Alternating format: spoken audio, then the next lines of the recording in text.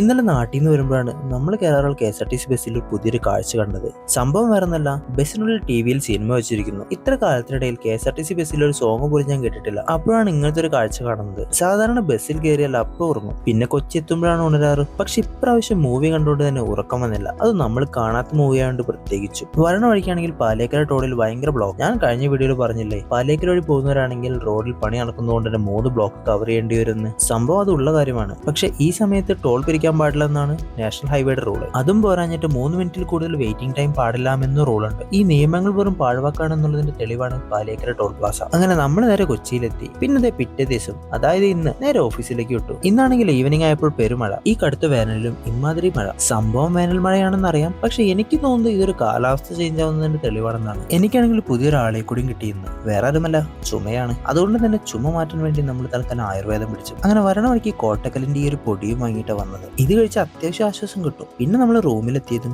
നാട്ടിൽ നിന്ന് കൊടുന്ന പനിക്കൂർക്ക് പിഴിഞ്ഞ് ഒരു സ്പൂൺ അങ്ങ് കുടിച്ചു. ഒരു നിമിഷം തൊണ്ടയിലൂടെ എന്തോ ഇറങ്ങിപ്പോയ അവസ്ഥയായിരുന്നു. ഇടയ്ക്ക് ഇതുപോലെ അസുഖമൊക്കെ വരുമ്പോഴേ ഒരു പനിക്കൂർക്ക് എടുത്ത് ഒന്ന് പിഴിഞ്ഞിട്ടൊന്ന് കുടിച്ചു നോക്ക്. നല്ല ടേസ്റ്റാണ്. അപ്പം എന്തായാലും ഇനി അടുത്ത സ്റ്റോറിയിൽ കാണാം.